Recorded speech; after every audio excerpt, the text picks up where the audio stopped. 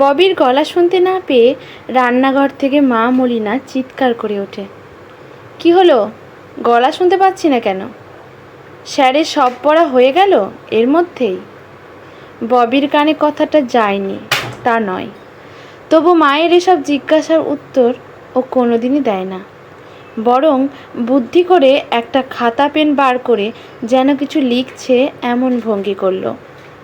মলিনা যে এবার ব্যাপারটা সরজমিনে তদন্ত করতে আসবে তা সে ভালো করেই জানে, তাই এই প্রস্তুতি। মায়ের ওপর খুব রাগ হলো। কাল পয়লা বৈশাখ, আর চড়ক মেলায় কত কিছু কিনবে, মেলায় ঘুরবে, সেই চিন্তা না করে তাকে নাকি স্যারের পড়া মুখস্থ করতে হবে। সত্যি মায়ের একটুও মায়া দয়া নেই। মনটা বেশ খারাপ হয়ে গেল ববির। তবু খাতার দিকে চেয়ে আঙুলের মাঝে পেন নিয়ে প্রস্তুত হয়ে রইল। মা ঘরে ঢুকলেই শুরু করে দেবে লেখা।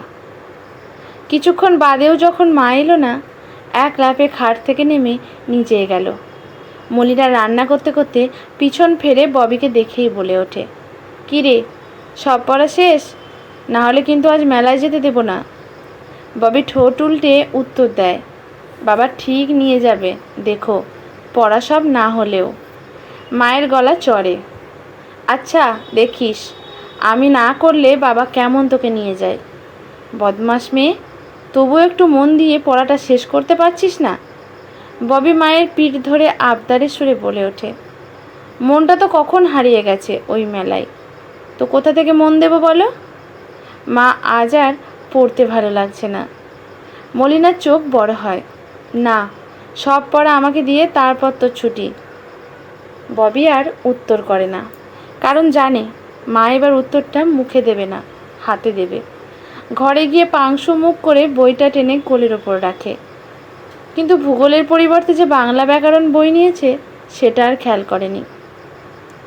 ভুলটা ধরে দিল মলিনা, তোকে ভূগোল পড়া দিয়েছিলাম, একটা প্রশ্ন কাল ঠিক উত্তর দিতে পারিসনি, আবার ব্যাকরণ পড়া শুরু করলি কেন? মায়ের প্রশ্নের উত্তর না দিয়ে ভূগোল বইটা টেনে নেয় ববি, কিন্তু পড়তে হয় না, কারণ বড় পিসি আর মোমো এসে পড়ায় মা অনিচ্ছাকৃত হয়ে ছুটি দিয়ে দেয়। মোমা হলো পিসির মেয়ে, ববির সমবয়সী। দুই বোনের খুব ভাব। প্রত্যেক পয়লা বৈশাখেই বড় পিসি আসে। ববি ছোট হলেও বেশ বুঝতে পারে পিসির সংসারে খুবই অর্থকষ্ট। পিসি মশাই সেলসম্যানের কাজ করে, খুব কষ্টেই সংসারটা টানে। এইসব কথা ববিকে কেউ বলেনি, কিন্তু বাবা মায়ের আলোচনা শুনেই সে বুঝেছে। মোমাকে দেখে ববির মন খারাপটা এক নিমেষেই কী করে যেন ভালো হয়ে গেল। দুজনে এক দৌড়ে ছাদের চিলেকোঠায় হাজির। এই ঘর ওদের খুব প্রিয়। কত দুপুর মায়ের শুকোতে দেওয়া আচার খেতে খেতে গল্প করেই কাটিয়েছে। যতই ছোট থাক, সব মনে আছে। মোমা ঘরে চৌকাঠে বসে মোড়া ঠোঙাটা খুলে ববির সামনে মেলে ধরে বলে, এই দেখ, তোর প্রিয় প্রজাপতি বিস্কুট এনেছি। ববি খুশি হয়ে বলে ওঠে, তোর মনে আছে? মোমা হাসে, মনে থাকবে না? তুই মামির কাছে আগে কত বায়না করতিস এই বিস্কুট খাবি বলে। দুজনের গল্প যেন আর শেষ হয় না, তবু মায়ের তলবে নিচে নামতে হয়। ববি নেমে একটু অবাক হয় এবার। বাবা মা আর পিসি যেন কেমন গম্ভীর হয়ে আছে। কারণটা যেন ইচ্ছে থাকলেও উপায় নেই। মোমা কিন্তু ওর ইচ্ছে পূরণ করে দিল, কারণ ও জানতো এবারে ওর মামার সাথে কি আলোচনা করতে এসেছে। ববি শুনল পিসি সম্পত্তির ভাগ বুঝে নেবে, কারণ এটা এখন মেয়েদের নিজেদের অধিকার। ববি খুব বেশি জটিলতা না বুঝলেও এটা স্পষ্ট বুঝল যে এত সহজে ওর বাবা মা রাজি হবে না। মোমাকে মুখে কিছু না বললেও মনটা পুনরায় খারাপ হয়ে গেল। আরও খারাপ হলো যখন দেখল পিসি সেদিনই মোমাকে নিয়ে বাড়ি ফিরে গেল। বড়দের ব্যাপারে কোনো প্রশ্ন করা বারণ, তাই সবটা বুঝেও না বোঝার ভান করে খাটে বই নিয়ে পড়তে বসে গেল ববি। বাবা এ সময়ে মেয়েকে পড়তে দেখে একটু অবাক হয়ে প্রশ্ন করল, কিরে, মেলায় যাবি না? এখন আবার পড়তে বসে গেলি কেন? ওঠ, তৈরি হয়ে নে।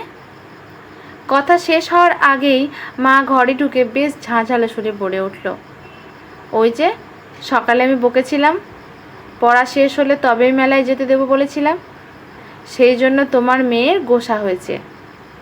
কথাটা বলেই ববির দিকে তাকিয়ে বলে উঠল, থাক, অনেক হয়েছে, এবার উঠে রেডি হও।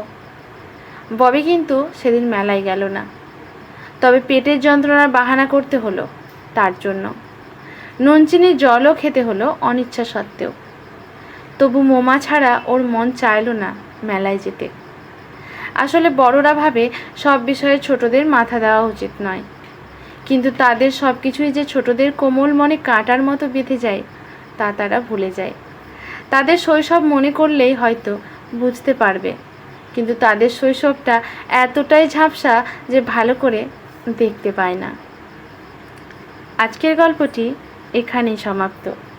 ভালো লাগলে লাইক, শেয়ার, কমেন্ট করে পাশে থাকবেন এরকম নতুন নতুন গল্প পাওয়ার জন্য। গল্পটি সংগৃহীত। ধন্যবাদ।